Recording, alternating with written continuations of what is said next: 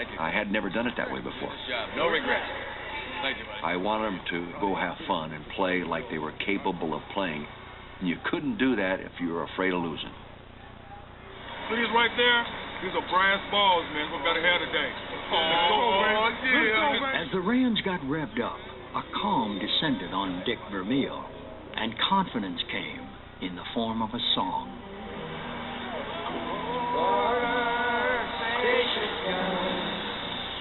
Ray Charles. I used to play Ray Charles mood music in the locker room of my high school games, just to relax the kids. 1959 was my first coaching job at Delmar High School. We drove to San Francisco to hear Ray Charles sing. I heard that and I said, oh my gosh, it's going my way. That's a good omen to have Ray Charles sing, I promise you. This game's all about scoring points, guys. We got to score some points. In the first half, Kurt Warner threw for nearly 300 yards, but he paid for every one.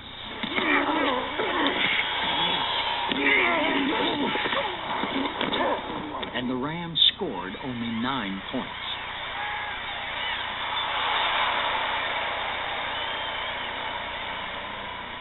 I was emotionally drained after the first half because of the frustration of not putting the ball in the end zone and feeling like we should have been up by a lot more. I was physically drained because of the pounding that I was taking. So I remember going in at halftime, laying out on a table, saying, "Come tell me what I need to know. I'm not going to get up. I'm just going to wait it out right here." I was just exhausted. Coach Vermeil, he actually went over to Paul Justin, who was my backup at the time, and just said, "You know, are you ready to go? Are you ready to play? Kurt, I'm not sure he can go out and play in the second half." You think he'll be able to finish the game? Quarterback. He's all right. He says he's okay. And I think he's hurt a little bit, but the doctors say he's okay. 45. Warner was healthy enough to drive the Rams to a touchdown on their first possession in the third quarter. St. Louis took what felt like a comfortable 16-0 lead. But for the Titans, the fight was not over. Hey! Last I heard, you had to outscore somebody in 4 quarters. They're celebrating. They're celebrating right now. Look at them. Go win the game. Go win the game. The Titans scored on 2 consecutive drives to pull within 3 points. Then, with just over 2 minutes to play, Tennessee tied the game at 16. That's all. That's what World Championships are all about. Now we battle. Couldn't ask for a better script. Let's go win it right now.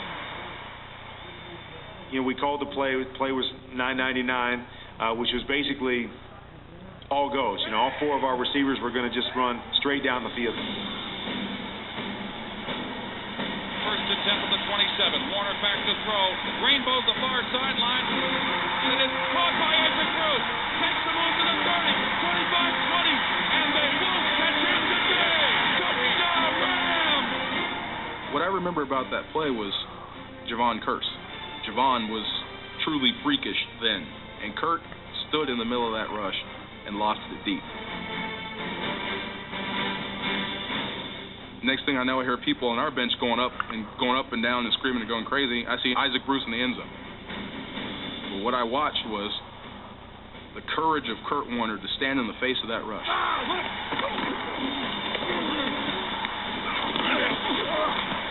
And we all saw it as a defense. This is what he's doing for us. You see what that guy's doing for us? He's getting killed for us so we can win, to put us in a better position to win. A minute and 54 seconds away. A minute. The only way they can beat us is throw it and his ass scrambling. The Rams needed to stop Titans quarterback Steve McNair. On 3rd and 5 with 22 seconds to play, they could not. Now steps back, rolls left, rolls right, in bad trouble back at the 40. He gets away somehow, fires downfield, there's Dyson. Dyson at the timeout. Full timeout. Kevin Carter! Kevin Carter! We had just played 8 snaps of gung-ho, balls-out football. And that was all we had. Everybody was out of gas. Hey, Hudo, you want out of the game with 26 seconds to go? You want out of the game with 26 seconds to go? Gene! Back up. Woo! Back up. And he looked at me right after he said that, and I about threw up on him. Really, I couldn't walk. After the Titans' final timeout, Kevin Carter, D'Marco Farr, and the defense returned to the field. So it all comes down to this. 6 seconds to play. Well, I have a very low pulse. It's about 48. And about that time, it was 3 times that. All right, guys. Last play of the game. McNair will work out of the shotgun. The first thing on my mind was, please don't run.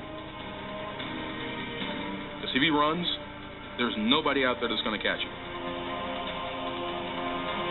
When he let that ball go, there was a sense of relief. My God, thank you. We got a shot. McNair drops. Throws right side for Dyson.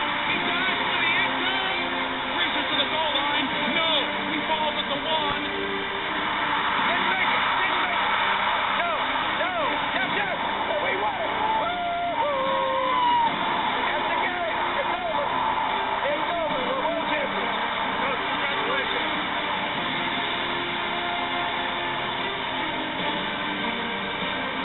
That's it.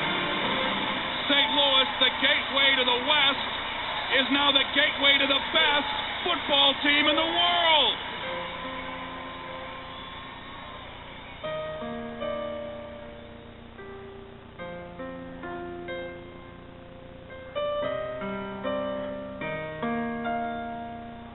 I've been married, I've had kids, and those are the greatest experiences I've ever had in my life. And that's what winning the Super Bowl is like from a football standpoint.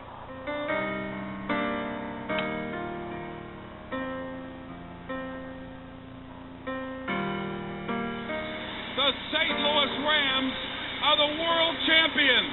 Congratulations. Man, what a year.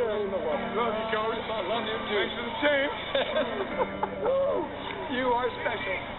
This culminated so much more than just football. It was about guys that had overcome so much to be at the pinnacle of their positions in their career. There's my coach. There's Isaac. There's Kurt. There's Marshall. Those are the Rams up there because of one guy, and it was Coach Vermeil. Everybody just wanted to hug him. And he looked at me like he wanted to something special for me. D'Marco! Hey, buddy. Love you. We did it. He wanted to be the first to tell me. That's what it seemed like. You're a world champion, buddy. What do you think? Seeing that trophy was like meeting a celebrity. You know, you see him on TV, but here it is right here, and you get to touch it and hold it, and it's yours. You have caused me some stress. We got the trophy. You have caused me some stress. We got the trophy. Now you're here. I think there's a lot we all learn. Start with the old coach.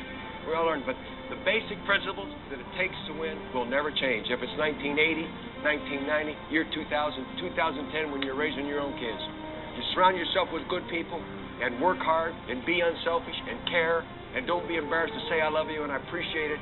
And because, guys, if you say it, someone else will say it back to you. And guys, I love you. And you know that. I did want them to appreciate everything they went through to end up being a world champion. Once you've accomplished the opportunity to put that trophy up high, that will be with you regardless of what you do the rest of your life.